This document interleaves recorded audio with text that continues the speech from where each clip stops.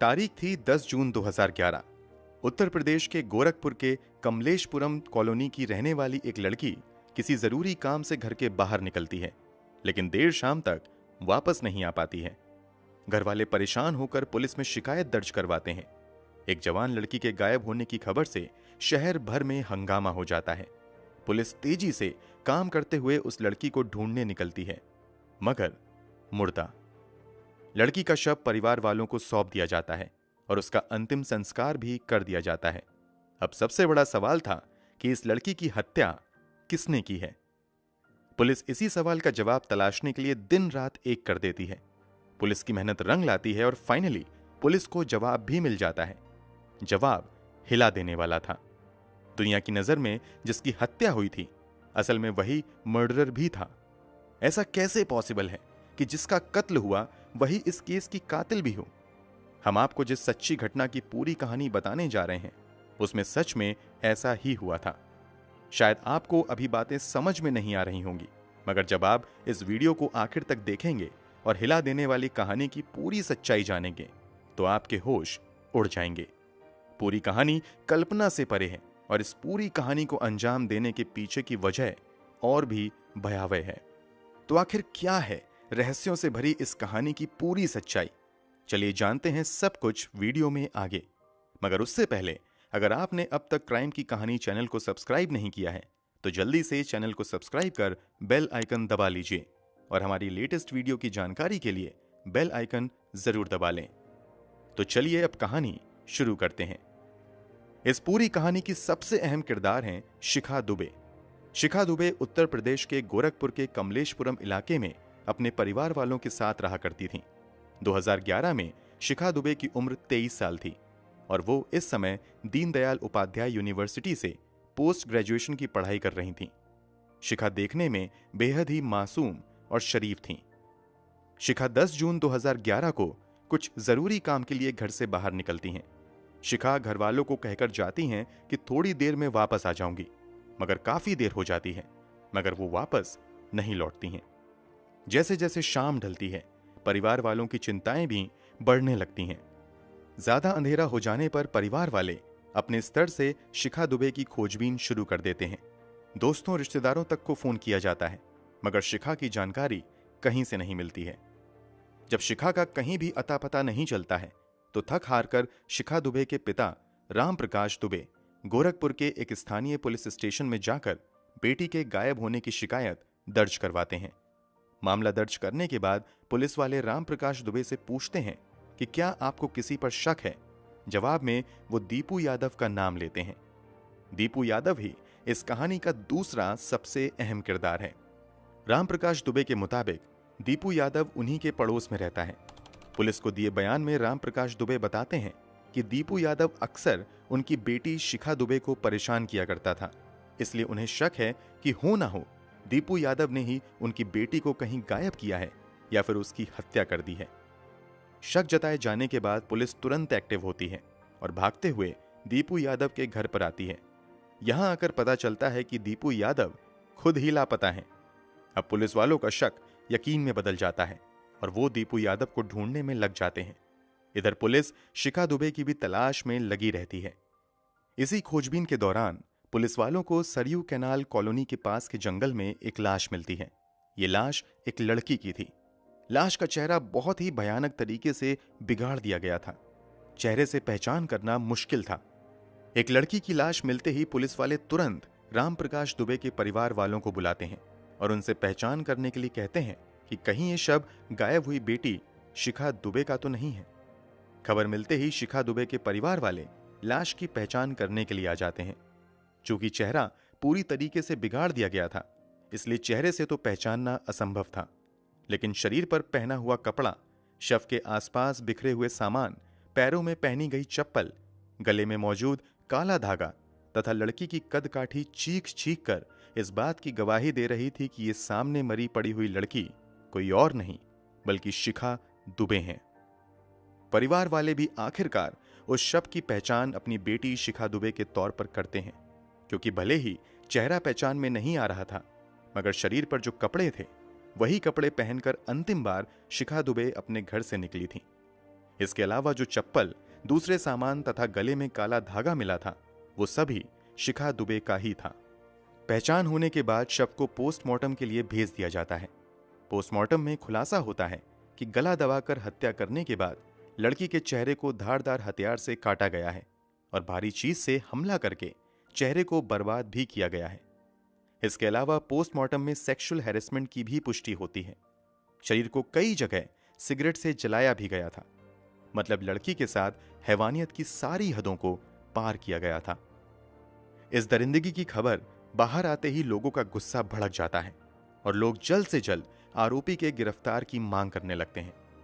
इधर पोस्टमार्टम के बाद सभी जरूरी फॉर्मेलिटीज पूरी करने के बाद लड़की का शव परिवार वालों को सौंप दिया जाता है, जो विधिवत तरीके से उसका अंतिम संस्कार भी करते हैं।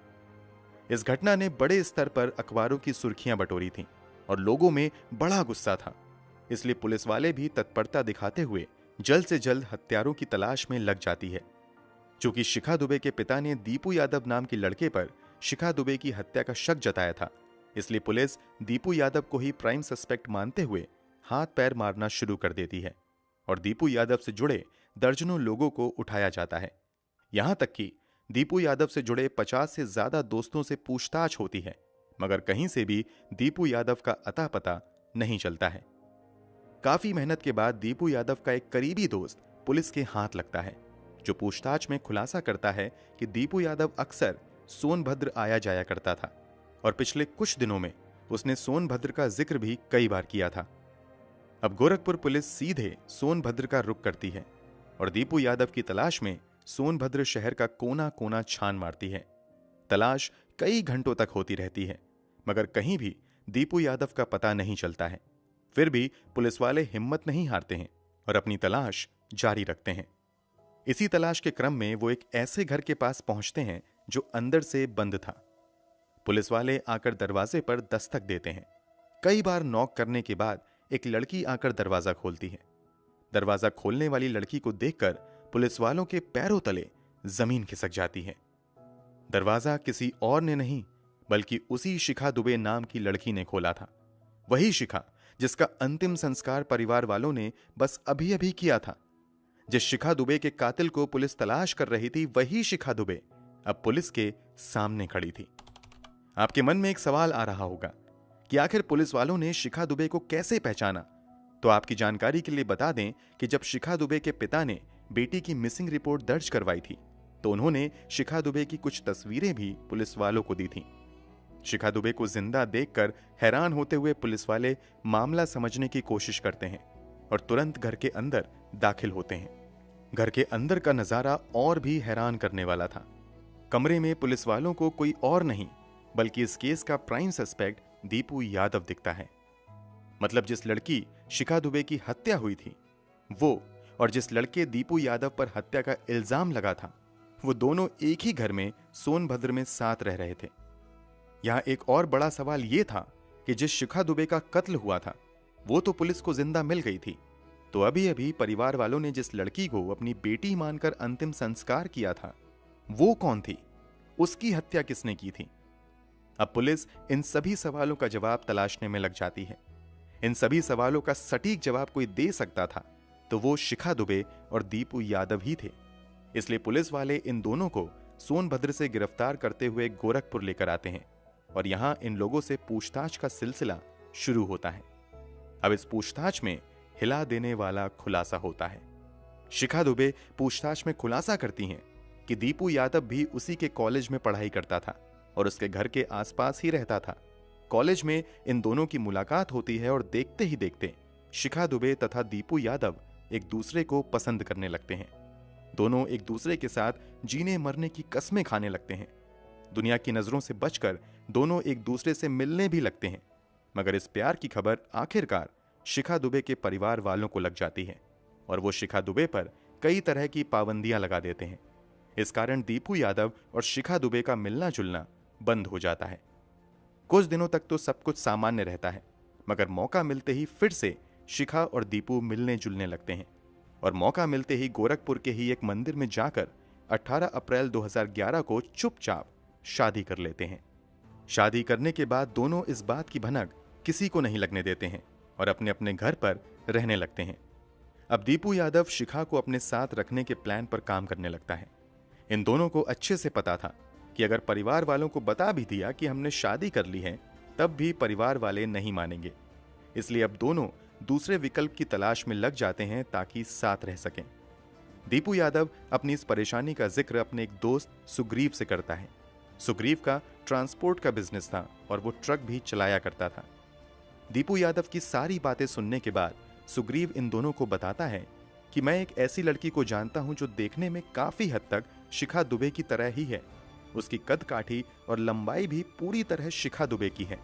अगर हम उसकी हत्या कर दें और हत्या करने के बाद उसे शिखा दुबे का कपड़ा पहना दें और उसका चेहरा बिगाड़ दें, तो लोग शिखा दुबे को मरा हुआ समझ लेंगे और फिर तुम दोनों किसी दूसरे शहर में जाकर बड़े आराम से रह सकते हो। दीपू यादव और शिखा दुबे को सुग्रीव का ये आइडिया काफी पसंद आया और दोनों इस प्लानिंग को हकीकत में बदलने के मिशन पर लग जाते हैं। प्लान के बाद अब सुग्रीव शिखा दुबे की तरह दिखने वाली पूजा कुमारी नाम की लड़की से कांटेक्ट करता है और उससे कहता है कि तुम्हारे लिए एक नौकरी मेरे पास है, अगर तुम चाहो तो मुझसे आकर मिल सकती हो। पहले महीने का पगार भी तुम्हें एडवांस में दिया जाएगा। पूजा कुमारी की उम्र भी यही कोई 25-26 साल थी। उसकी एक 3 साल की बेटी भी थी। क्योंकि पूजा कुमारी की आर्थिक स्थिति अच्छी नहीं थी और वो काम की तलाश में भी थी, इसलिए जब सामने से ऑफर आता है तो पूजा कुमारी मना नहीं कर पाती हैं और वो काम की तलाश में सुग्रीव से मिलने के लिए तैयार हो जाती हैं। सुग्रीव तुरंत इस बात की जानकारी दीपू और शिखा को देता है और तय किया जाता है कि 10 जून को प्लानिंग को हकीकत में बदला जाएगा। प्लान के तहत सुग्रीव अपना ट्रक लेकर सोनभद्र से गोरखपुर के लिए निकल जाता है ताकि वो पूजा को अपने साथ ला सके। इधर तय समय के मुताबिक शिखा दुबे भी अपने घर से निकलकर दीपू यादव से मिलती हैं और बाजार जाकर कुछ नए कपड़े खरीदती हैं। इधर सुग्रीव पूजा को लेकर वापस आने लगता है। वापस आते हुए वो पास के एक जंगल में गाड़ी रोकता है और पूजा से कहता है कि यहां पर कुछ लोग तुमसे मिलेंगे जो काम देंगे। इसी के बाद बहाने से गाड़ी रोककर ये सभी पूजा को गाड़ी से उतारते हैं और जंगल में ले जाते हैं। यहां पर दीपू और शिखा भी आ जाते हैं। यहां आकर बड़ी बेरहमी से सुग्रीव और दीपू गला दबाकर पूजा की हत्या कर देते हैं। इसके बाद शिखा दुबे बाजार से खरीद कर लाए गए नए कपड़े खुद पहनती हैं और जो कपड़ा पहनकर वो घर से निकली थी वो कपड़े पूजा को पहना देती हैं।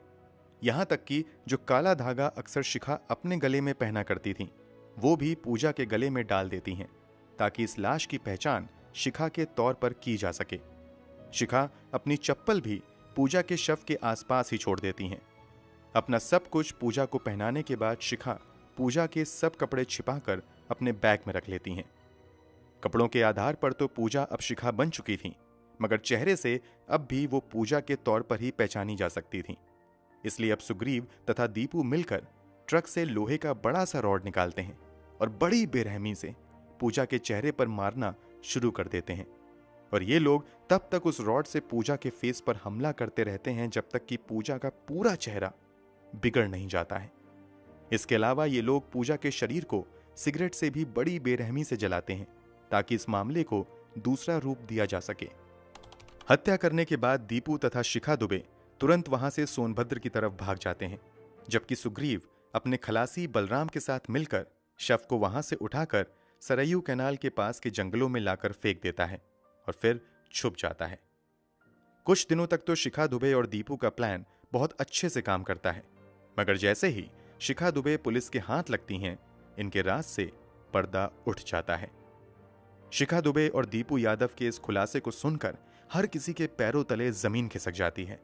हर कोई शॉक्ड था कि मासूम सी दिखने वाली शिखा दुबे ने इतने बड़े जघन्य अपराध को अंजाम दिया है। शिखा ने अपने प्यार के साथ रहने के लिए एक 3 साल की मासूम के सर से उसकी मां का साया छीन लिया। इस खुलासे के बाद जब शिखा दुबे को पिता के सामने लाया जाता है तो एक पल के लिए तो उन्हें यकीन भी नहीं होता है कि जिस बेटी को वो मरा समझकर अंतिम संस्कार तक कर चुके थे वही अब उनके सामने है। पिता बेटी का गाल छूकर यकीन करने की कोशिश करते हैं कि वो जिंदा है। वो थोड़े भावुक भी होते हैं, मगर थोड़ी देर बाद अपनी भावनाओं पर नियंत्रण रखते हुए कहते हैं कि जितने जघन्य अपराध को इसने अंजाम दिया है, इसे जिंदा रहने का कोई हक नहीं है। ये मेरे लिए मर चुकी है। इन सभी खुलासों के बाद पुलिस दीपू यादव, सुग्रीव, शिखा दुबे तथा बलराम को गिरफ्तार करते हुए जेल भेज देती है। जिस शिखा दुबे का इस कहानी की शुरुआत में कत्ल होता है, वही शिखा दुबे कहानी के अंत में कातिल निकलती हैं। पूजा की पोस्टमार्टम रिपोर्ट में सेक्सुअल हैरेसमेंट का भी जिक्र था, मगर इन लोगों में से किसी ने भी पूजा के साथ सेक्सुअल असॉल्ट की बात नहीं स्वीकारी और पुलिस भी इस बात को साबित नहीं कर सकी। फिलहाल इस केस की स्थिति क्या है, सुनकर शायद आपको यकीन नहीं होगा। 2011 में घटी इस घटना के कुछ साल तक तो शिखा दुबे और दूसरे आरोपी जेल में रहते हैं, मगर कुछ साल बाद ही शिखा दुबे तथा दीपू यादव बेल लेकर जेल से बाहर आ जाते हैं। अमर उजाला की एक रिपोर्ट के मुताबिक जेल से बाहर आने के बाद शिखा दुबे तथा दीपू यादव अलग अलग शादी करके अपनी दुनिया बसा चुके हैं। वहीं कुछ खबरों के मुताबिक आज भी इस केस की फाइलें अदालत में धूल फांक रही हैं। अब तक कोई अंतिम फैसला नहीं आया है। हम इस न्यायिक प्रक्रिया पर कोई टिप्पणी नहीं करना चाहेंगे। इस पूरी घटना पर आपकी क्या राय है, कमेंट बॉक्स में जरूर बताएं। अगर आपको हमारी मेहनत पसंद आई हो तो इस वीडियो को लाइक करते हुए शेयर भी करें।